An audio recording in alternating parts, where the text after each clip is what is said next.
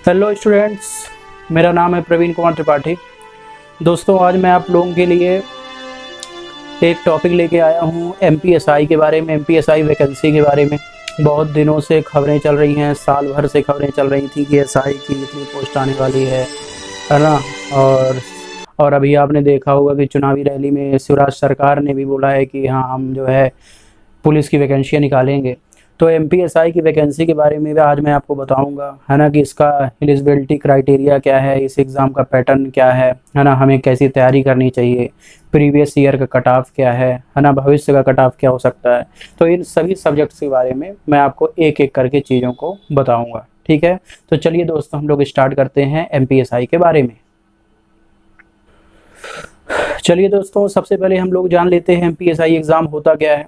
तो आपको पता होना चाहिए कि मध्य प्रदेश व्यापम जो बोर्ड होता है ना, प्रोफेशनल एग्जामिनेशन बोर्ड, जिसको पीईबी बोला जाता है मध्य प्रदेश की तरफ से, तो व्यापम इस एग्ज़ाम को कंडक्ट कराता है ना। इस एग्ज़ाम के थ्रू जो है आपको एसआई मतलब डबल स्टार रैंक से जो है आपकी जॉब जो है इसमें स्टार्ट होती है, ठीक है। और इसमें एक चीज़ ध्यान देने वाली होती है कि आप आगे एसआई होते हैं, फिर इसके बाद टीआई हैं, फिर आप एसडीओपी हैं, फिर एएसपी हैं, है ना, फिर एसपी हैं। तो ये पूरे जो है इसके क्या होते हैं, प्रमोशन के चांसेस होते हैं, ठीक है। अब दूसरी चीज़ हम लोग दोस्तों जानते हैं कि इसके लिए एज क्राइटेरिया क्या है एमपीएसआई एग्ज़ाम में बैठने के लिए। तो देखिए दोस्तों कि इसमें जो एज क्राइटेरिया होता है ये होता है आपका 18 से 25 साल, है ना। लेकिन एमपी गवर्नमेंट ने जो है रिलैक्सेशन भी दिया हुआ है ना, जिस कारण जो है अब जो है 33 साल तक जो है इस एमपीएसआई एग्ज़ाम को जनरल कैटेगरी के लोग इसका फॉर्म भर सकते हैं, ठीक है ना। क्योंकि उसने जो है 2 साल पहले भी एक नोटिफिकेशन निकाला था जब शिवराज सरकार थी कि जो वर्दीधारी जितने भी पद होंगे उसके लिए जनरल की जो एज होगी वो 33 होगी। हालांकि अभी मांगे ऐसी उठ रही हैं क्योंकि बेरोजगारी का ऐसा दौर चल रहा है और 3 साल से वैकेंसी नहीं आई है, जिस कारण चांसेस ऐसे लग रहे हैं कि मतलब इन वर्दीधारी पदों के लिए जो है और एज क्राइटेरिया और भी बढ़ सकता है, जो कि 37 ईयर तक हो सकता है। फिलहाल अभी आप ये मानिए कि 33 ईयर तक जनरल मेल कैटेगरी जो है इसके फॉर्म भर सकते हैं। अगली चीज़ दोस्तों याद रखिएगा कि इसके लिए एजुकेशन जो होता है वो क्राइटेरिया क्या है। तो जो भी ग्रेजुएट होंगे, है ना, किसी भी तरह की ग्रेजुएट, चाहे वो आर्ट में हो, चाहे वो आपका कॉमर्स में हो, चाहे वो आपका बी हो या मास्टर डिग्री कोई भी हो, मतलब मिनिमम जो इसके लिए क्राइटेरिया दोस्तों रखा गया है वो क्या है, आपका ग्रेजुएशन रखा गया है, ठीक। अगली बात दोस्तों, हम बात करेंगे इस एमपीएसआई एग्ज़ाम की प्रीवियस कट ऑफ की, कि इस एमपीएसआई एग्ज़ाम का प्रीवियस कट ऑफ क्या था। तो दोस्तों आपको पता होना चाहिए कि एमपीएसआई का एग्ज़ाम 2017 में कंडक्ट कराया गया था। इसके बाद 2018 में कोई वैकेंसी नहीं थी, 2019 में कोई वैकेंसी नहीं थी, 2020 में कोई वैकेंसी नहीं है। अब जो भी होगा वो 2021 में होगा। तो आप देख रहे होंगे कि 3 साल का गैप 2017 के बाद हो चुका है। 2017 में जो जनरल मेल की जो cut off, final cut off जो गया था, ये दोस्तों आपका गया है 173 मार्क्स। 200 नंबर का पेपर होता है, 173 नंबर का कट ऑफ गया है। और जो यदि हम फीमेल कैटेगरी की बात करें तो फिर 200 नंबर में आप देखिए 151 मार्क्स जो है इसका फाइनल कट ऑफ गया है ना। हालांकि मैं यहाँ पर 200 नंबर बता रहा हूँ, इंटरव्यू के भी 10 नंबर होते हैं तो 210 नंबर आप मान के चलिए, है ना। तो जनरल मेल 173 गया है और जो आपका फीमेल का था ये 151 गया है। तो ये 3 साल पहले का कट ऑफ था। अब दोस्तों नई जनरेशन आ गई है, बहुत बेरोजगारी छा गई है, फिर से कंपटीशन बहुत तगड़ा होगा। तो इस बार आप मान के चलिए कि 180 प्लस नंबर आपको 210 या 200 नंबर में आपको लाना पड़ेगा। 80% कट ऑफ जाने की पूरी प्रबल संभावना है दोस्तों, है ना। तो इस मेंटली जो है आप इसके लिए प्रिपेयर रहें। होता क्या है कि 200 नंबर के पेपर में 150 नंबर तक जो है लाना कोई बड़ी बात नहीं होती है। सबके नंबर आ जाते हैं 150, और 150 नंबर लाने के बाद हम सोचते हैं कि हम बहुत पढ़ लिए हैं। तो दोस्तों ये मिथ्स हैं। आप हमेशा याद रखिए कि आपको टॉप में रहना है, और यदि आपको जॉब चाहिए तो चूंकि वैकेंसी बहुत कम होती हैं, भरने वाले उम्मीदवार 5 से 10 लाख लोग होंगे इस बार, है ना। और उन 10 लाख लोगों में मुश्किल से जो है 600 वैकेंसी अभी तक निकल रही थी। जब 2017 की निकली थी तो 611 वैकेंसी निकली थी। तो इस प्रकार आप देखिए कि 5 से 10 लाख लोगों में 600 लोगों का जो है फाइनल सिलेक्शन होता है। तो कट ऑफ 80% से किसी भी तरह कम नहीं जाएगा। मैं आपको डराने की कोशिश नहीं कर रहा हूँ, मैं आपको सच्चाई बता रहा हूँ कि जो चीज़ सच्चाई है, ठीक। चलिए दोस्तों, अब हम ये जानते हैं कि ये जो एमपीएसआई होता है कि एमपीएसआई का जो पेपर है इसका पैटर्न क्या होता है। तो दोस्तों इसमें एमपीएसआई के पेपर पैटर्न में 2 पेपर होते हैं। जो पहला पेपर होता है उसमें हिंदी प्लस इंग्लिश रहता है। जो सेकंड पेपर होता है उसमें GS plus math plus reasoning रहता है। तो सबसे पहले हम बात करते हैं पहले पेपर की। पहले पेपर जब आपको दिया जाएगा दोस्तों 2 घंटे का समय होगा, है ना, और इसमें जो है आपको 2 सेक्शंस आपको दिए जाएंगे। जो पहला सेक्शन जो पहला मतलब पार्ट होता है वो होता है आपका हिंदी का, दूसरा इंग्लिश का होता है। अब ये हिंदी दोस्तों होती है 70 नंबर की और इंग्लिश होती है 30 नंबर की। तो 30 जो है इसमें क्या होते हैं आपके नंबर होते हैं। तो 70 30 कितना हो गया, 100 हो गया। तो ये 100 जो नंबर हैं इसमें आप ये याद रखिए कि इन दोनों, ये जो पहला पेपर है हिंदी और इंग्लिश, ये बहुत स्कोरिंग पेपर है। इसमें आपको हिंदी में 70 में किसी भी प्रकार 65 प्लस लाना है। यदि यहाँ पर आप 65 प्लस नहीं ला पा रहे हैं तो मान के चलिए कि आप जो है पीछे हो रहे हैं, है ना, क्योंकि हिंदी आपकी बहुत स्कोरिंग होगी।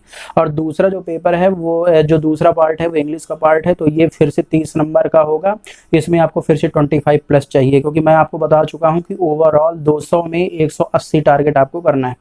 ठीक है, तो ये पहला पेपर जो होता है वो हिंदी प्लस किसका होगा, इंग्लिश का होगा। जो दूसरा पेपर दोस्तों होता है इसमें फिर 100 क्वेश्चन रहेंगे और इसमें GS plus reasoning plus maths रहती है। तो जो रीजनिंग और मैथ रहती है ये 50 क्वेश्चन रहते हैं, 50 क्वेश्चन रहेंगे आपके, है ना, 50 नंबर के रहेंगे।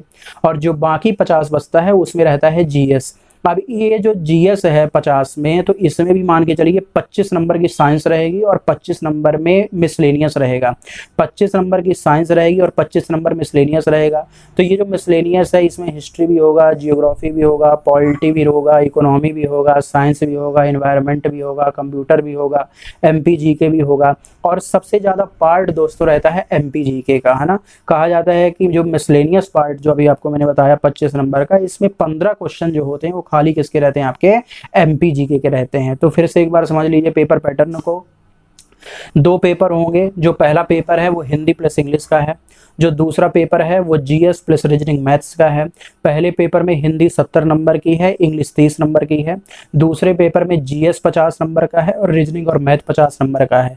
इस जीएस को भी यदि तोड़ दें तो इस जीएस में 50 में से 25 क्वेश्चन आपके साइंस के हैं, 15 क्वेश्चन आपके एमपी जीके के हैं और जो बाकी क्वेश्चन बचते हैं उसमें हिस्ट्री, ज्योग्राफी, पॉलिटी, इकोनॉमी वाला सेक्शन से रहता है। अब दोस्तों हम लोग बात करते हैं, कई स्टूडेंट्स के दिमाग में रहता है कि सर कौन सी किताबें पढ़े, कौन सी किताबें नहीं पढ़े, है ना। तो जो मैं यहाँ पर आपको किताबें पढ़ रहा हूँ दोस्तों वो फाइनल किताबें हैं। यदि आप उन्हीं को अच्छे से पढ़ लेते हैं तो कोई आपको बुक पढ़ने की आवश्यकता नहीं है। लेकिन चूंकि होता क्या है दोस्तों कि हमें पढ़ना लिखना है नहीं, कोई भी एक किताब ले आए हैं, है ना, वो अच्छी नहीं लगी, कोई दोस्त बोल दिया कि दूसरी ले आओ तो वो ले आए, फिर तीसरी ले आए, और पढ़ना किसी को नहीं है, है ना। आप यही सोचिए कि ऐसी कौन सी एक बुक होगी जो आपको पूरी तरीके से याद होगी, तो नहीं होती है ना। मैं मतलब मुश्किल से 2 से 3% लोगों की होती है। इसलिए आज से आप किताबें चेंज करना बंद कर दीजिए, है ना। जो मैं आपको फाइनल किताबें बताऊं वही आप किताबें ले आइए और उन्हीं को आप पढ़िए और बार बार रिवीजन करिए, ठीक है ना। तो सबसे पहले दोस्तों आपको इसकी तैयारी के पहले ही आप एमपीएसआई का सिलेबस निकालेंगे। एमपीएसआई का सिलेबस निकालने के बाद जो मैं आपको किताबें बता रहा हूँ वो आपकी टेबल में होना चाहिए और उन किताबों में जो सिलेबस है उस सिलेबस को आपको टिक मार्क कर लेना है कि, है ना, किताबों से कि ये चीज़ मुझे पढ़नी है। जो सिलेबस में नहीं है, जो प्रीवियस ईयर क्वेश्चन में नहीं है, वो आपको नहीं पढ़ना है। तैयारी में आपकी 2 माध्यम बहुत आवश्यक है। नंबर पहला जो है प्रीवियस ईयर के क्वेश्चन पेपर आपके सामने होना चाहिए, सिलेबस आपके सामने होना चाहिए। जनरली लोग जो है उनको सिलेबस का आता पता नहीं है ना, क्वेश्चन पेपर का प्रीवियस का आता पता नहीं है। कोई बोला कि ल्यूसेंट ले लो, वो ल्यूसेंट लिए घूम रहे हैं, है ना, और वही जो है पढ़े जा रहे हैं, है ना, वो भी याद नहीं हो रहा है। तो दोस्तों सबसे पहले हम लोग बात करते हैं हिंदी की। हिंदी में दोस्तों जो क्वेश्चन आ रहे हैं, जो 2017 के भी क्वेश्चन थे, है ना, उन क्वेश्चंस को मैंने देखा था। वो जनरली लोग ल्यूसेंट बुक बोलते हैं। ल्यूसेंट भी अच्छी किताब है ना, ल्यूसेंट से भी कवर किया जा सकता है, ठीक। लेकिन इसके लिए दोस्तों एक बुक आती है, चंचल जैन की बुक है ना, जो कि एमपीपीएससी के मेंस के एस्पायरेंट्स पढ़ते हैं जब वो मेंस का पेपर देते हैं। तो ये जो हिंदी है उसके लिए एक तो आप ल्यूसेंट अपने पास रखिए और प्लस आप जो है उसके लिए चंचल जैन की बुक रखिए। ल्यूसेंट से आप जो है जितने भी पार्ट हैं वो पढ़िए और चंचल जैन में जो लास्ट में टिप्पण लेखन होता है, परिपत्र होता है, पत्र लेखन होता है, इन पार्ट्स को भी आप पढ़िए, क्योंकि 3 से 4 क्वेश्चन मैंने देखा कि इस सेक्शन से के हैं और जब वो क्वेश्चन आए हैं उसमें तो हवा नहीं लगी, लगा कि कहाँ से आ गए, है ना। तो 2 बुक आपके पास हिंदी की होनी चाहिए, ल्यूसेंट और प्लस चंचल जैन, अच्छी बुक्स हैं। दूसरा दोस्तों इंग्लिश में याद रखिए कि इंग्लिश के लिए आप लुसेंट की इंग्लिश जो है प्रेफर कर सकते हैं। जो भी आपके सिलेबस में है वो आप वो सिलेबस में टिक मार्क करिए, उन्हीं को पढ़िए और वही प्रैक्टिस करिए, ये आपके लिए सफिशिएंट है। तीसरा जो पार्ट है दोस्तों जीएस का पार्ट है। जीएस के लिए अभी जैसे मैंने आपको बताया कि 50 नंबर की जीएस में जो साइंस है वो 25 है। तो साइंस के लिए दोस्तों आपको स्पीडी एक पब्लिकेशन आता है, स्पीडी की साइंस आप अच्छे से पढ़िए और आपका मेन कंसंट्रेशन उसमें बायो में होना चाहिए। और जो आपका एमपीजी के है इसके लिए आप उपकार पब्लिकेशन की डॉक्टर सादाब अहमद सिद्दीकी की बुक आती है, अच्छी बुक है, बेस्ट बुक है, वो भी आप पढ़ सकते हैं। और इसके बाद जो बाकी बचा हुआ पार्ट है वो आप लुसेंट से निपटा लीजिए, जो नीले कलर का जिसका पेज रहता है उसमें आप हिस्ट्री ज्योग्राफी पढ़ लीजिए, वो आपके लिए सफिशिएंट है और ज़्यादा आपको भटकना नहीं। अगला जो पार्ट है दोस्तों ये है मैथ्स का। मैथ्स के लिए आप आर एस अग्रवाल कर सकते हैं, अच्छी बुक है। और फिर आती है रीजनिंग का, तो रीजनिंग तो आपकी प्रैक्टिस में है ना। रीजनिंग के क्वेश्चन बहुत सिंपल लेवल के रहते हैं, लेकिन फिर भी आप अच्छे से प्रैक्टिस इसको कर लीजिएगा। इतना करने के बाद दोस्तों आप प्रीवियस ईयर के क्वेश्चन पेपर को अच्छी तरीके से लगा डालिए, है ना। जितने भी क्वेश्चन हो कम से कम आप एग्जाम के पहले 80 से 100 क्वेश्चन पेपर आपसे जो है पूरी आपकी प्रैक्टिस होनी चाहिए, है ना। इन क्वेश्चन पेपर को आप अच्छे से लगा लीजिए। तो दोस्तों यहाँ पर मैंने आप लोगों को बताया कि तैयारी का पैटर्न क्या है। दोस्तों अगली चीज़ याद रखिए कि हम ये जो तैयारी कर रहे हैं एमपीएसआई की, इसमें जितना इम्पॉर्टेंट एंट्रेंस एग्ज़ाम होता है, जितना कंपटीशन एग्ज़ाम जितना मेन, उतना फिजिकल भी है।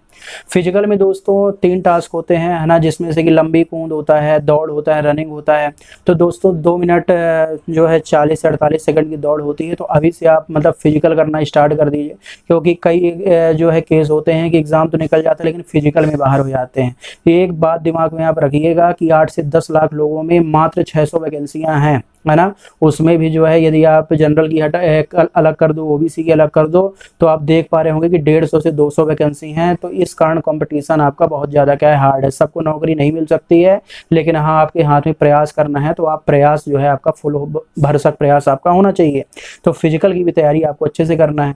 इसके बाद दोस्तों इंटरव्यू होता है, 10 नंबर का होता है ना। इंटरव्यू बहुत सिंपल होता है ना। जहां आप जिस भी जिले के हैं, जिस गांव के हैं, उसके बारे में जानकारी रखिए। और जब आप इतना कुछ पढ़ के जाते हैं तो बड़े आराम से आपको 10 में से 6-7 नंबर, 5 नंबर, 6-7 नंबर जो है आपको आराम से मिल जाएगा। उसमें ज़्यादा आपको कोई टेंशन वाली बात नहीं है। अब दोस्तों क्वेश्चन ये उठता है कि सर ये एमपीएसआई की एक्सपेक्टेशन एग्जाम डेट क्या हो सकती है। तो मैं कहता हूँ दोस्तों कि मान लो अगले महीने एग्जाम है, तो क्या आपकी तैयारी है? कोई तैयारी नहीं है आपकी। आप एग्ज़ाम की डेट के लिए भी बैठे हुए हैं कि एग्ज़ाम की डेट आएगी फिर मैं तैयारी स्टार्ट करूंगा। तो दोस्तों अभी से आप पढ़ते जाइए। और जहां तक डेट की बात है, तो अभी आपको पता होना चाहिए कि हाई कोर्ट में ओबीसी रिजर्वेशन का जो मुद्दा है वो अभी अटका हुआ है ना। ओबीसी रिजर्वेशन का भी मुद्दा आज सॉल्व नहीं हुआ, क्योंकि वहां पर केस चल रहा है कि ओबीसी को 14% दें या 27% दें। तो ये जो आपकी सुनवाई है ये उपचुनाव तक तो कहीं होनी नहीं है। उपचुनाव के बाद हाई कोर्ट में जो है इसकी हियरिंग होगी, फाइनल हियरिंग होगी। उस फाइनल हियरिंग के बाद जो है आपके एग्जाम के नोटिफिकेशंस आएंगे और उसके बाद आपका एग्ज़ाम होगा। तो आप डेट मान लीजिए कि जनवरी-फरवरी तक जो है आपका एग्ज़ाम हो जाना चाहिए, यदि जल्दी से जल्दी काम होता है। और यदि जल्दी से जल्दी काम नहीं होता तो फिर मान के चलिए कि फिर से वही जो है मार्च, अप्रैल, मई, है ना, जून, उसमें फिर कुछ कहा नहीं जा सकता है। क्योंकि दोस्तों जब तक नोटिफिकेशन नहीं आ जाता है तब तक जो है ये नहीं कहा जा सकता कि एग्ज़ाम कब होगा। सबके अपने अपने जो है अनुमान होते हैं। तो इस प्रकार मेरा भी एक अनुमान है। अगली चीज़ दोस्तों, इसका कंक्लूजन इस वीडियो बनाने का ये था कि आप यहाँ वहाँ भटके नहीं, है ना। कई चीज़ें होती हैं कि जो आपको भटकाती, तो मैंने आपको जो चीज़ें बताई हैं वो चीज़ें उचित बताई हैं, है ना।